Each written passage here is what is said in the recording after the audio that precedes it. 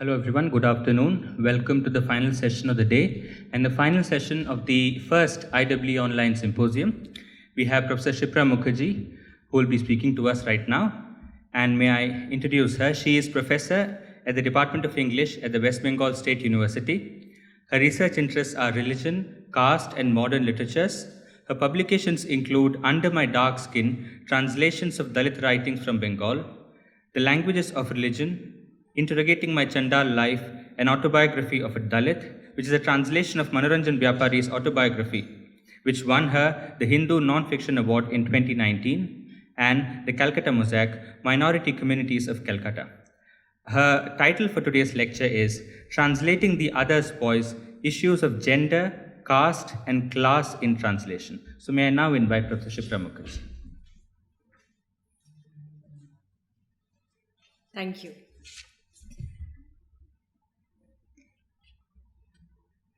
We teachers like to talk a lot. If given a chance, then we will just keep talking. And I think Pramod and Anna quite correctly deduced that I wouldn't have exhausted all that I wanted to tell you in one session, which is why I'm back here. In this session, I'm going to try to go into the practice of translation, the actual method of translation. Now, I haven't done translation studies, so I don't know much on translation theory apart from the little bits that I've managed to pick up.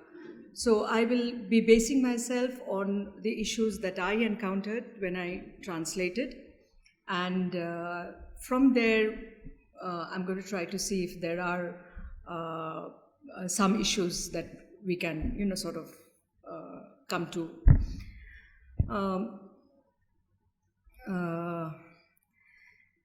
I began my translation, serious translation, with Dalit literature.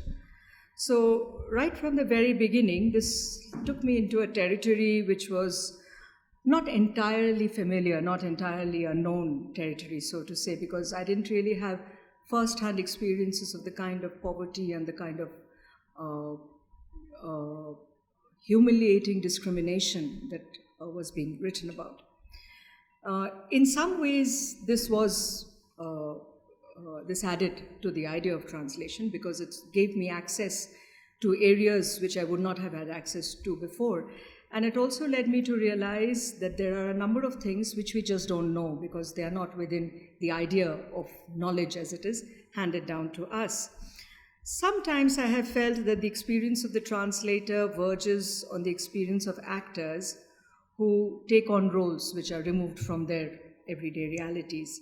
But then the more I thought about it, I felt that possibly this would not be a very good metaphor because instead of using your body as an instrument, which is what the actor does, his voice or her voice and her body, you were struggling with words. Words were your tool, your medium of bringing this other into another form. And the two, while one, your body and your voice as an actor is more within your control possibly, words are less within your control. And so I began to think that maybe the metaphor was not the similarity would not really be worked out. Now, one is, of course, therefore, I was translating the other, right, as we say.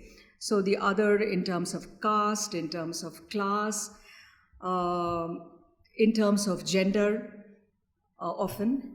And there I found that simplistic equations or categories could not be made because there were a number of slippages, there were a number of coming togethers that began to happen as I went from one writer to the other writer to the other writer.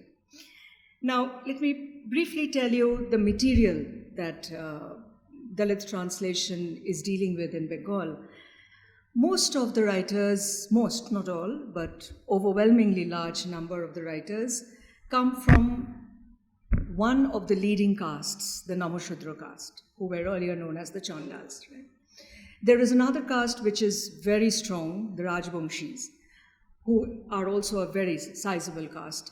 And over there, because the Rajbangshis most of them were not inhabitants of what we call East Bengal, which has now become Bangladesh.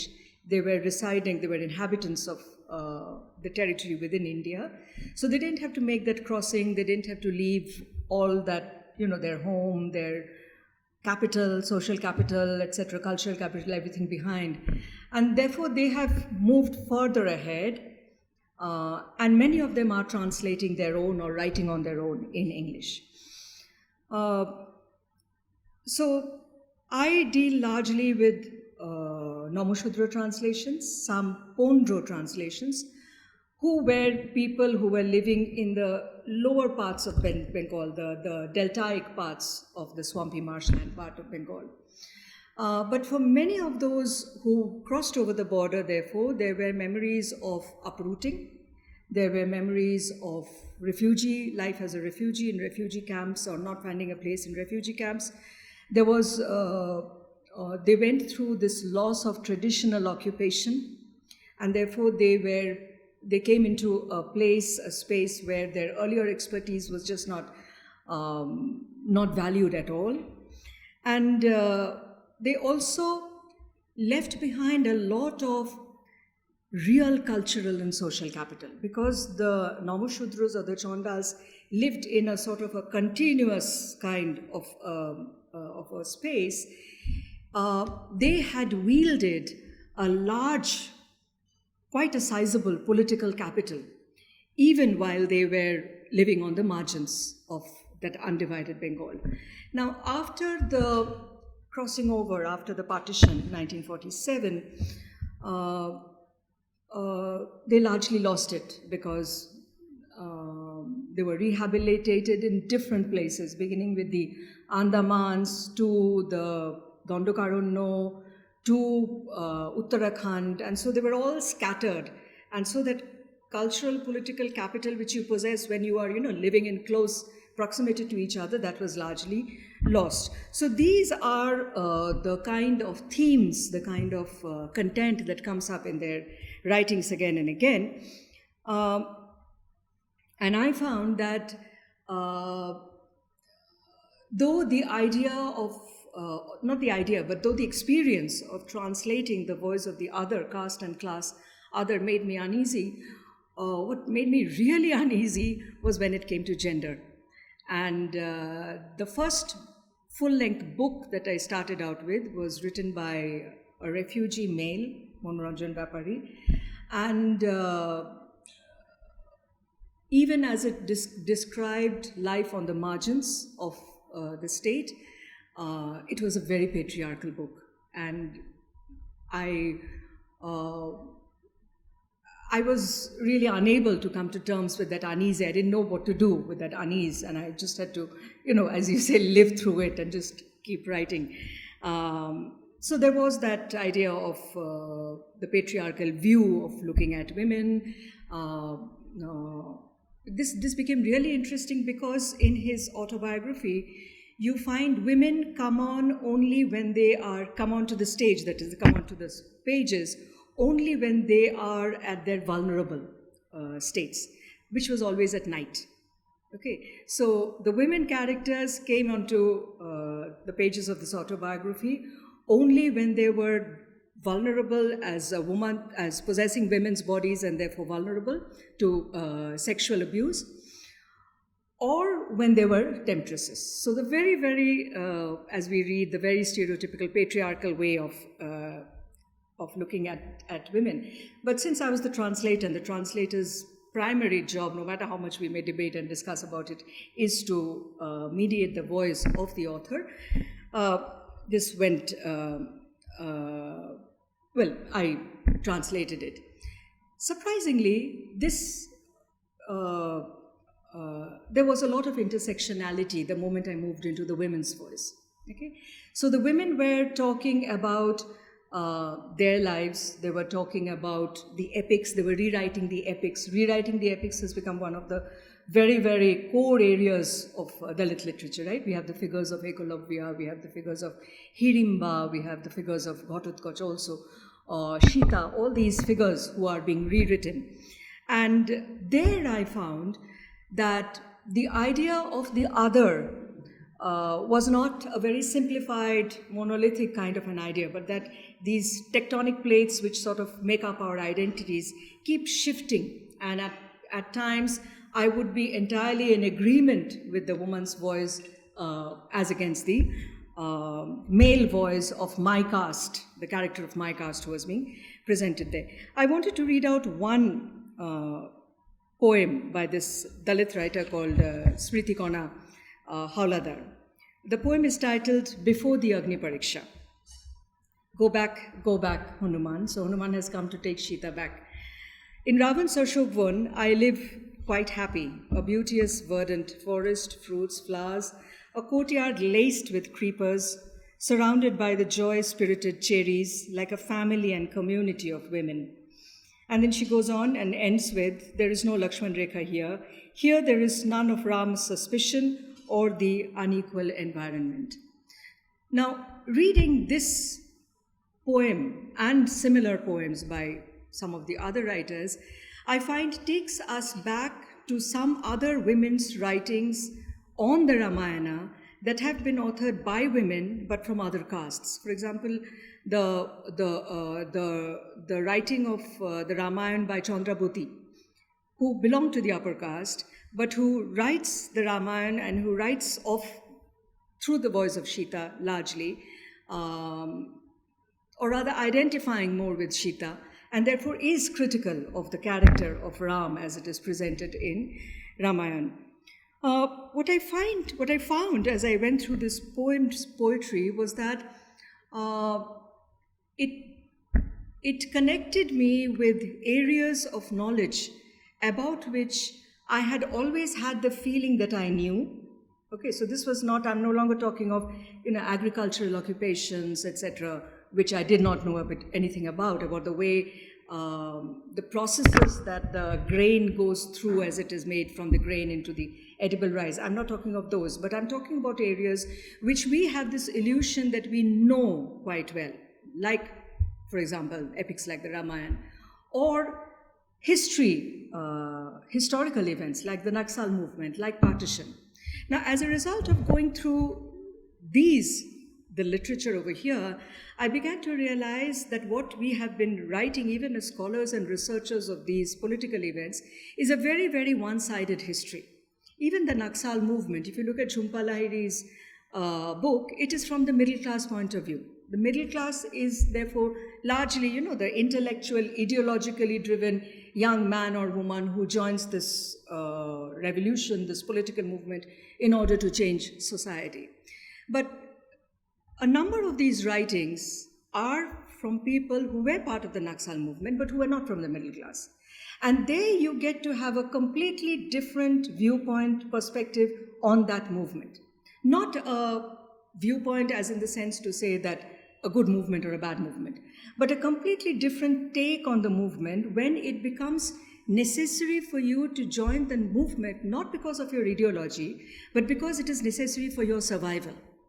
And once inside the movement, of course, there are once again caste inequalities and discriminations that you face, but the very idea of the movement begins to change. So as you move into these spaces of Dalit literature through translation, there are knowledge archives that you begin to have access to, which you did not have access to before. And therefore, there are these cross-sectionalities that happen. So the reason I wanted to begin with this is that though I entitle it Translating the Other's Voice, Issues of Gender, Caste and Class in Translation, that other is a very, very layered kind of a word. It's a word which keeps shifting in meaning as you go along. The second thing that I found is that these categories that we have, of the other, caste, class, determined by caste, class, gender, etc., come together, move apart, come together at different points of time. For example, this different take on the Ramayana I found not only in the writings of the women, Dalit writers, but also in some of the folk songs which had been archived by a Dalit researcher who was doing field work among these, in his rural space. And there we find that the ideas of gender or the ideas of caste no longer exist as separate, but rather come together to create a kind of a unified identity. It becomes necessary for us to understand these identities and to understand how we are going to look at them, because it is not gender just, it is not just caste. For example, in some cases, as in these Ramayana songs which Bishwajit Haldar gets from his fieldwork, he is culling them from this district of rural Bengal, which is a geographical area where the non-Brahmin castes have been the dominant population. One is literature which you find within the city, where the upper castes and the lower castes live in close proximity to each other, and so the routine violence of everyday humiliation and shaming is an everyday matter. The other experience of Dalithood is when you live far away from the upper caste, you live together within your own community, and therefore you do not face this everyday routine violence of shaming and humiliation. The literatures that emerge from these two authors of these two collectives are significantly different. And therefore, the Ramayana songs which he is getting from this district of rural Bengal, which were geographical areas where the non-Brahmin castes were the dominant population, we find that their writings very clearly draw attention to the portrayal of the other. So we've consistently been speaking before this about how the upper castes have portrayed the lower caste, because the lower caste could not write, did not write, and so we do not have. But in these writings, oral narratives, but in their oral narratives, which are now being documented, we find this idea of the other, the upper caste other, being portrayed very, very, very clearly, the politically, economically powerful, who bend society's rules and customs to their benefit. Sometimes the upper caste individual becomes a part of these margins, even the upper caste individual, especially as in the wife of the king, Ram, who is put out of the palace and left in the forest on the margins of Ajodhya. She begins to be viewed by the Dalit poet as one of them, as are her two sons, Love and Kush, who are also growing up in the forest with the marginals, so to say, and who accuse King Ram, who is their other, of injustice, selfishness, egotism. Now, in this context, we remember the other Bengali Ramayans written by upper caste, and the one that I mentioned is by Chandrabati, and one also remembers an essay which was written by Nobonita Debshen when she was out trying to archive the oral culture of the Ramayans. And she spoke to us about this figure of Pishima, who was a woman of rural Bengal and who had herself lost her home and lands in the twists and turns of life. And she sings the songs of Sita's exile. And as she sings the songs of Sita's exile, you begin to realize that she is talking not just of Sita, the upper caste woman marginalized, but also of her own self. Kichu kichu jai re Sita, pichu pichu jai, tothapi papishti ramer puri dekha jai re, puri dekha jai. There is therefore these challenges, these rebellions. Sita goes a few steps and keeps looking back again and again. The palace of Ram still rises in the distance. Now, these challenges and these rebellions that characterize modern Dalit literature, as Rajkumar was saying in the morning, the moment we use the word Dalit, we are speaking of a conscious political movement, so which is characterized by its anger, by its demands for justice, by its challenges and rebellion. But these challenges and rebellions are not unique to the modern Dalit movement. They have, in fact, existed from the traditions that the writer draws from.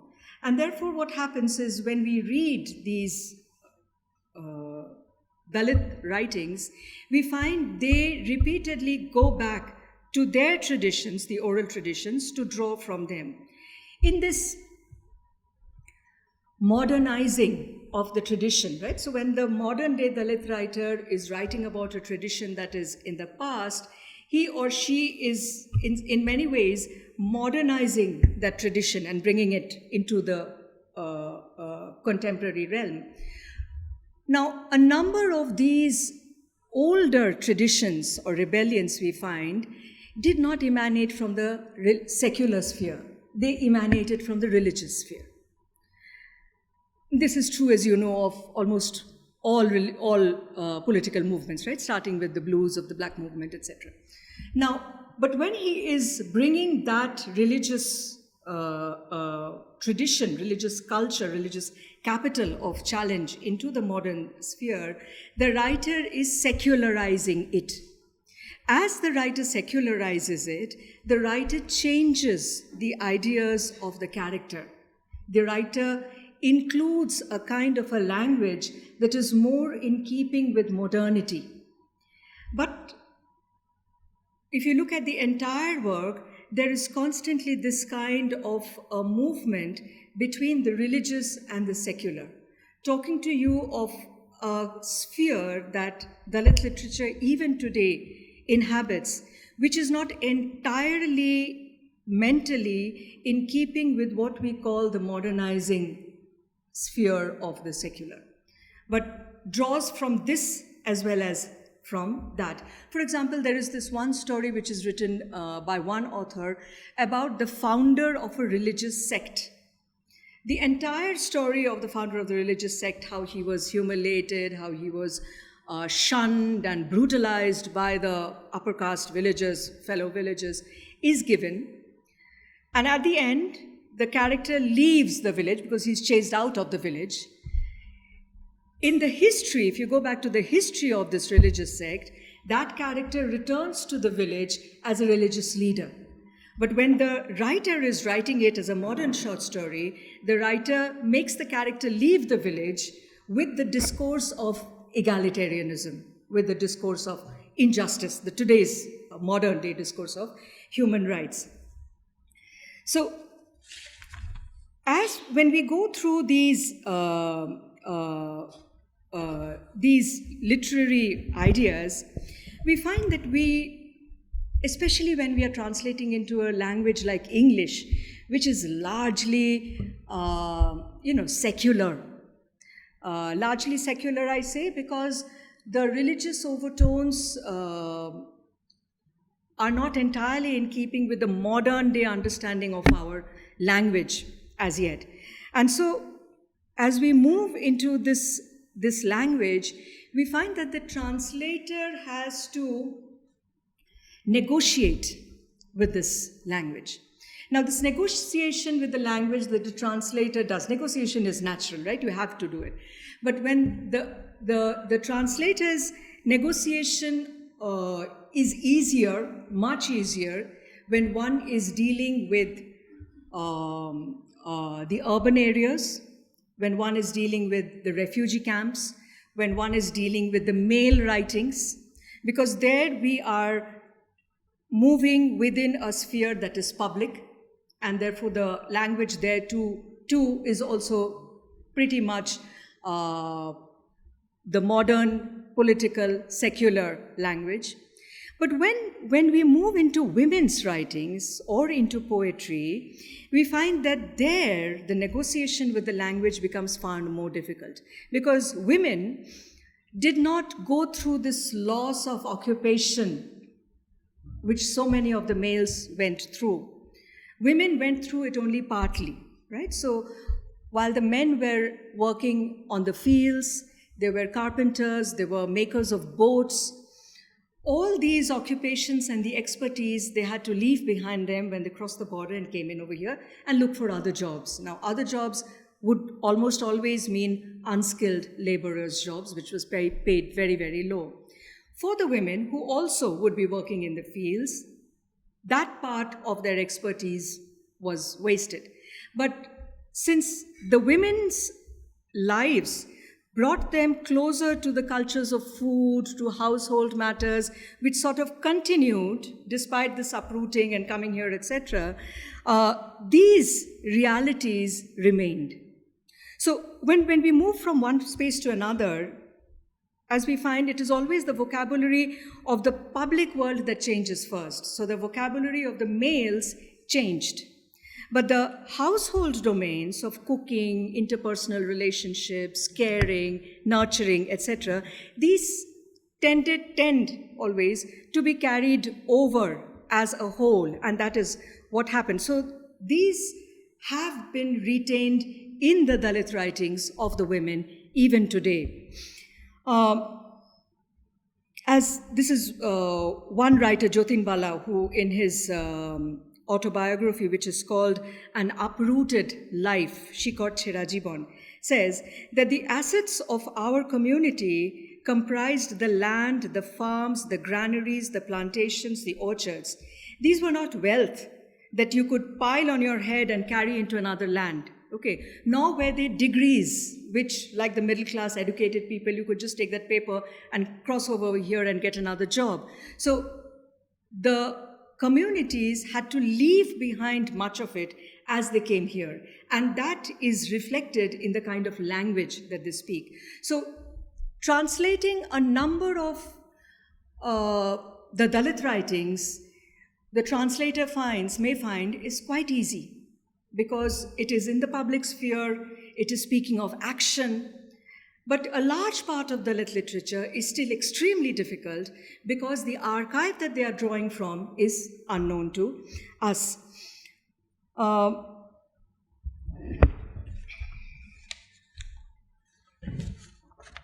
And therefore, increasingly in the translated Dalit literature, we are finding partition memoirs coming up, and a completely different idea of partition, where a group of the Dalits crossed over with partition. Their leader was a leader of the Congress, but a group believed that their class identity was a more dominant identity, and they decided to stay behind because their class identity connected them with the Muslims, both the Dalit peasant as well as the Muslim peasant occupied the same realm over there. And they believed that since the Hindu Bhadralok had never been a part of us, so there is really no reason for us to believe that that is going to be our land. And then the next turn of history which they were faced with, when they were compelled to leave that land and come over to this side of India, not because their neighbors threw them out, but because the uprooted from this side went over to that side, the have-nots uprooted who had lost their land, and they needed lands to stay. So they were forced out. So the many different ways in which our identities play out over history. So that is one negotiation that the translator finds she has to do through the language. The other negotiation, which is almost always a failed negotiation, is the negotiation that one has to do about the form. And here too, in a very very surprisingly, you find different identities coming together to give you a very, very complex understanding, or face you before the question of what really is the other, who really is the other. So many of the translations that we have been doing as Dalit literature are not all translations by Hindu Dalits. A number of them are translations from works, from songs, poems written by Muslims, written by Christians. Now, why expand, or can you expand this identity of the Dalit in this larger way? Because it really goes against this prevalent idea of the Dalit being part of the Hindu religion. But we found there were two findings that we came across. One was that when we looked at the songs that were being given to us as Dalit songs, we found them emanating or being born in religious folk sects, which included people from all religions. Nobody from the upper caste, all religions, lower castes. And therefore, these sects, as when we went deeper into it, were really syncretic sects. So just with the change of a word in the mantra that was given to a person who would be a Hindu and the mantra that would be given to a person who was a Muslim, or the mantra that would be given to the Christian, just one word, one single word in that mantra was changed. The mantra otherwise remained unchanged. Therefore, giving us a far more complex identity than the census reports would give us. Of course, the census reports also, as Ashish Nandi has shown us, gives us a lot of complexity where you can't really divide. Say, for example, the community like Chitrakar. Chitrakar is a liminal community, and they paint these pictures. Chitrakars follow both the Hindu and the Muslim rites. They depict Hindu Puranas, but they follow the Muslim faith. The second finding that we found, that we came across, was that a number of other faiths other than the Hinduism had also documented in reports through the past century that the caste system existed outside the Hindu fold.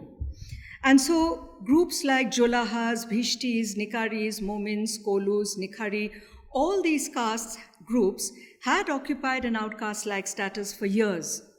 They occupied largely the same class and caste position as the Hindu Dalits, so-called, if you can call them Hindu Dalits. And it would therefore have been factually quite untrue to sort of keep to the usual distinction of, Hindu and Muslim, and the Hindus only Dalit Hindus and no Muslims or Christians as the Dalits. There have been repeated demands through the past century for being included within the groups. So from what I wanted to go into from there is therefore the form that they are using is a form which you cannot replicate in English. You can replicate it in the vernacular, right? So when it is in a dialect and I try to translate it into Bangla, or when it is in Oshomi and I try to translate it into Bangla, it is possible. But when I try to translate it into English, I run into a lot of different kinds of problems. Most often what the translator has to do is just sort of let it be, just be content with translating the content and letting it be.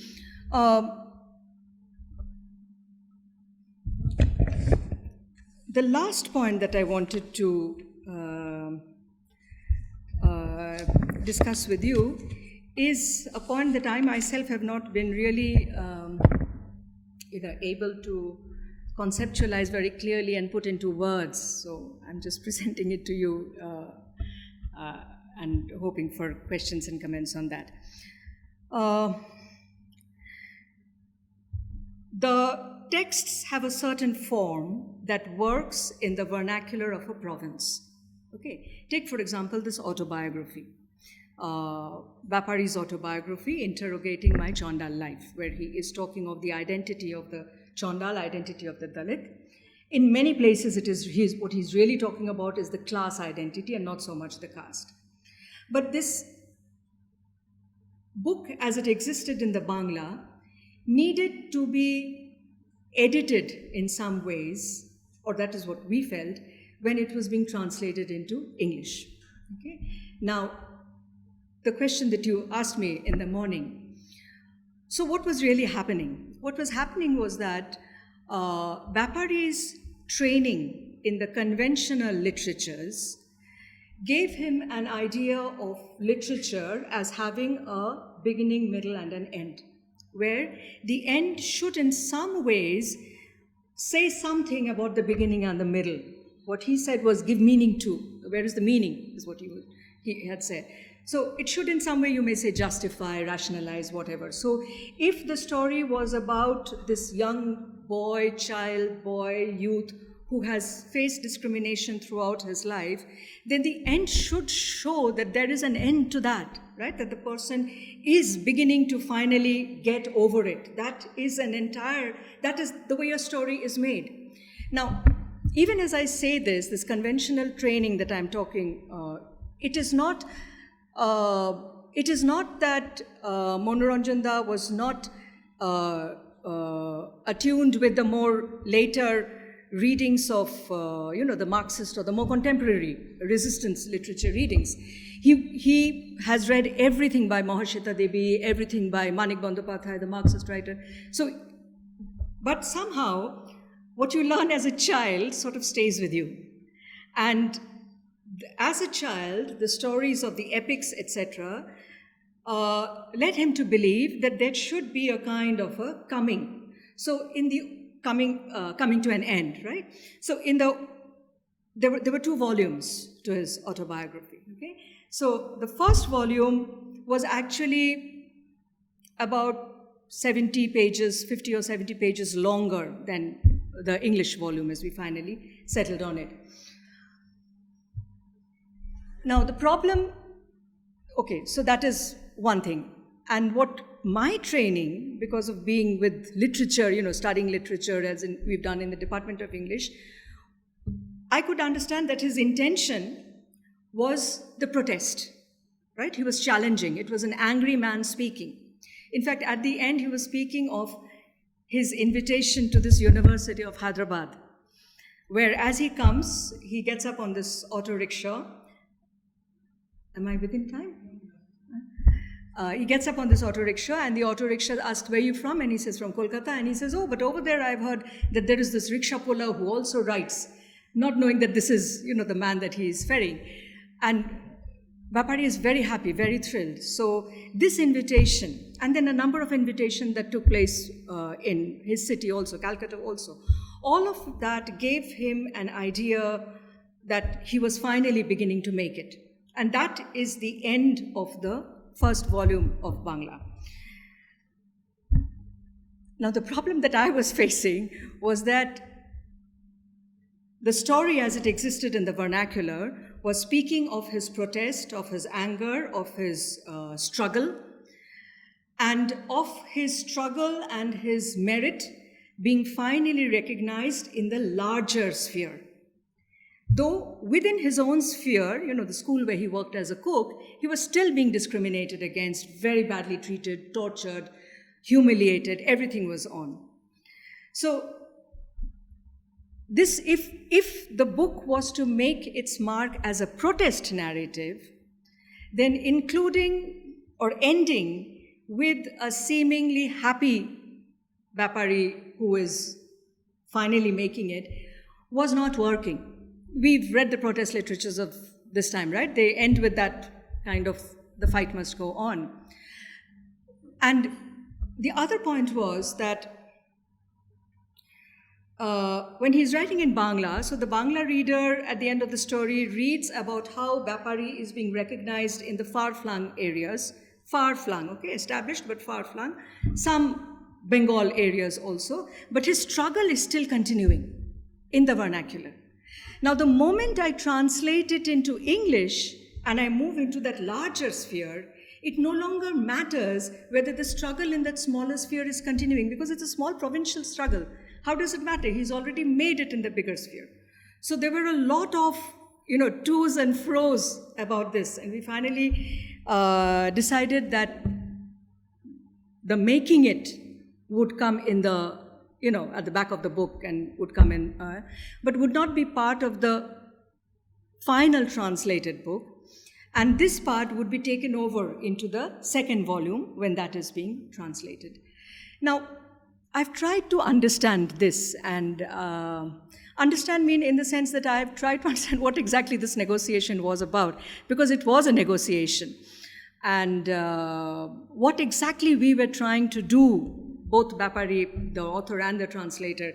And there is a quotation by Walter Benjamin that I'm going to read out to you, which I kept going back to, and perhaps I think that is what we were trying to do.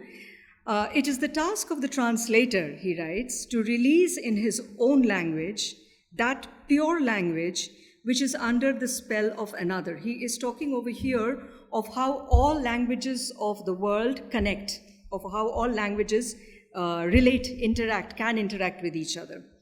It is the task of the translator to release in his own language that pure language which is under the spell of another, to liberate the language imprisoned in a work in his recreation of that work, which is recreation through the translation.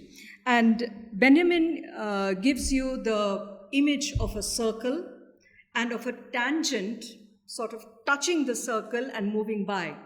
And he says that that is what the translation should accomplish. It is touching the circle. Without the circle, the tangent would not have been a tangent, wouldn't have had any identity to stand upon. But it is trying by sort of touching the circle and moving on his journey to infinity. It is, as it were, trying to connect this work to that larger body of works which exist, that realm of the pure language that he talks of, where there are certain intentions which echo the intentions within this book.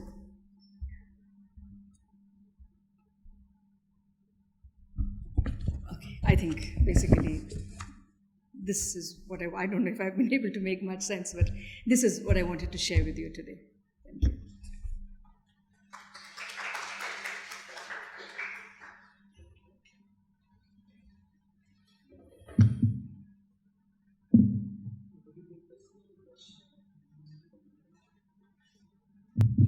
Questions, comments, responses? May I begin with a question? As a translator, how do you negotiate between the author, who represents the original text, and the publisher, who might often represent the demands of the publishing industry or the market, which you referred to in the panel in the morning? And a follow-up to this is, by submitting to the demands of the publishing market, do we not run the risk of commodifying the Dalit experience, a very traumatic experience, in which all of us are in some way or the other implicit, whichever caste or religion we come from? So do we run the risk of commodifying that kind of an experience, A, and how do we guard against if we do? Thank you for the very difficult questions. I can only tell you what I did.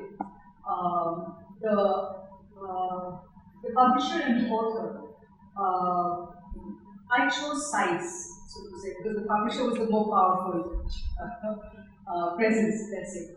So I began work with Mukherjee much earlier. So we worked together for a long time, for years in fact, before we finally approached the publisher. So by that time, the bonding between the translator and the author was very strong. Both of you knew exactly what you wanted to do and how you wanted this book to be there out in the market. The publisher, because of the market economics, has to be, or has to, in some ways at least, look at demand. Because if the publisher does not do that, the publisher will vanish and we will not have anybody to publish our text. So, to a certain, I think it is more a question of degree than yes or no. So, a certain, for example, the length of the book, the length of it, which is the psychology of like we all talk about the length of the autobiography, we had to keep it to, yes, we had to keep the length to a certain predetermined limit in accordance with the publisher. So negotiation, I think when you are translating Dalit literature, needs to take place with the author and the translator on one side, and talking to the publisher who is in connect with the market as to the best way in which this book can be taken out in the market. It doesn't, of course, always happen very smoothly. There is commodification. For example, if you have heard of the time when Om Prakash Valmiki's Jutan, which was first published by Samya and then was taken up by the Columbia University Press. When Columbia University Press decided to publish, they decided to change, to take out a lot of things and to sort of, and if you wanted the book to be published by Columbia University Press, then Om Prakash Valmiki and the translator, in fact, the translator was up in arms, but looking to the greater good, so to say, the writer agreed. So it is a kind of a tightrope walking that you need to do when you are a part of this.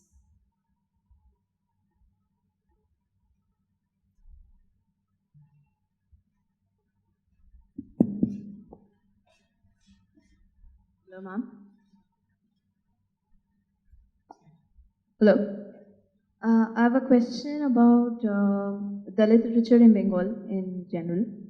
Bengal, unfortunately, still harbors this kind of post-caste sort of attitude. Like, it believes that it is not plagued by the caste system, like the savarna Bengalis.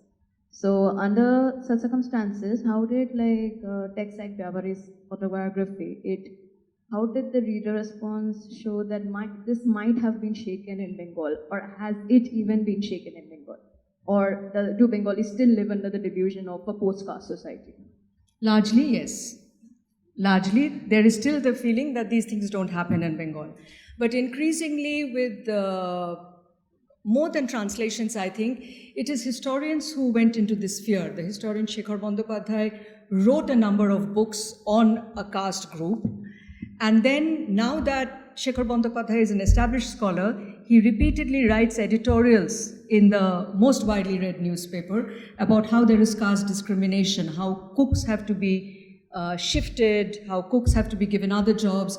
Monoranjan Bapari used to work as a cook in a school, and the kind of problems that he faced became known when his books were published in Bangla.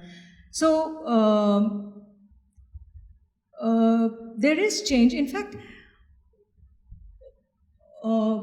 when you look at the Bengal climate, so to say, you find that because of the, because Bengal is situated away from that Gangetic North Indian belt, is towards the area where there is a lot of pollution of blood because it is very near the ports, and so there have been people coming and going continually. Then because of the Bhakti movement, because of the Sufis who would take that route as they travel down, because of all of this, the movement against caste began pretty early, but not using the human rights discourse, the modern day discourse, using the religious discourse. And almost all the Dalit writers today come from that religious background, where using the religious doctrines of the necessity to study, the necessity to build up your economic capital, all this was part of that religious movement, or those religious movements. So using that, many of them have been capable of raising their economic level, moving into education, getting into government jobs, and therefore they are today in a position where they can write, where they can author, and where they can publish. Increasingly, as their voices are beginning to be heard, the idea that Bengal is without caste is something which is gradually growing a little fainter, and we are hoping that is going to continue and get better.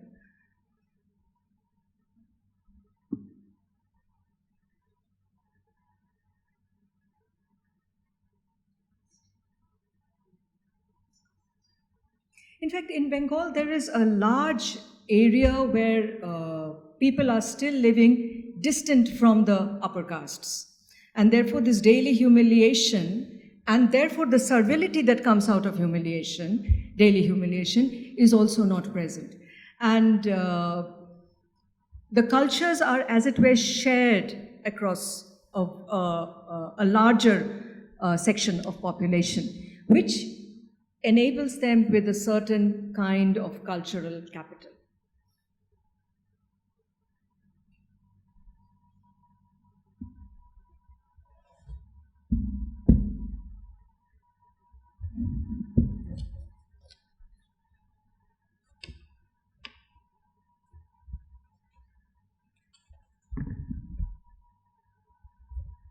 Any more questions, comments, responses?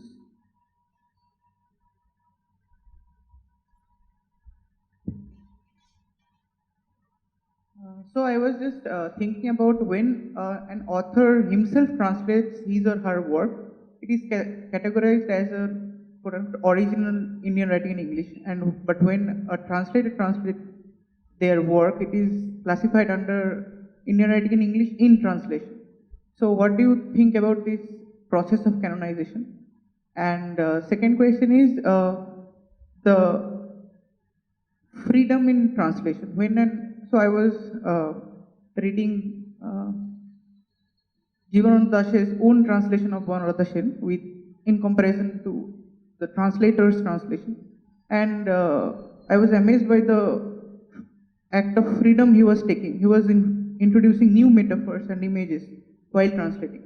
So does it affect the translator when he or she is translating others' work? So that's it.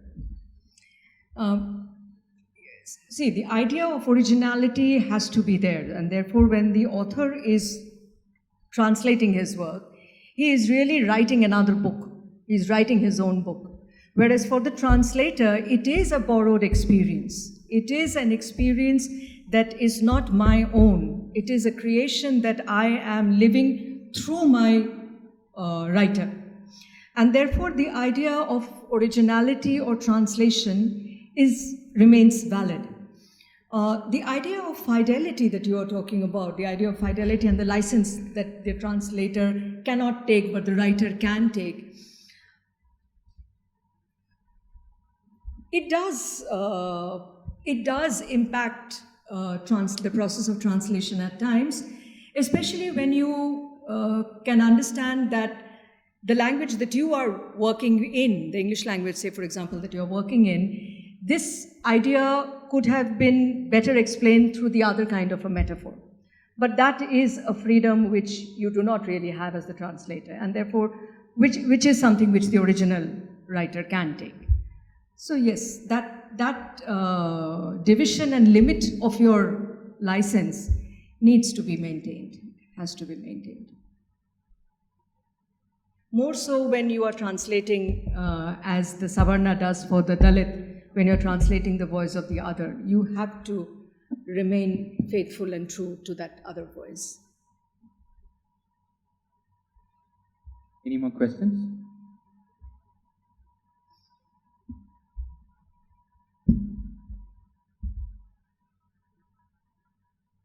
If there are no more questions, thank you, Professor Mukherjee.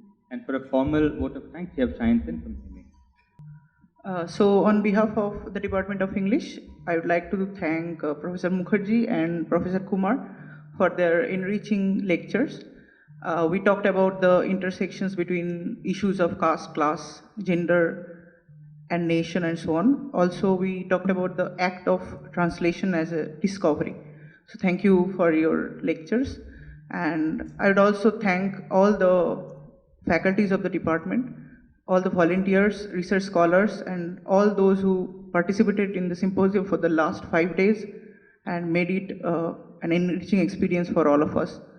So we expect to have you all in the future events and the endeavors of the department. Thank you. Thank you, everybody.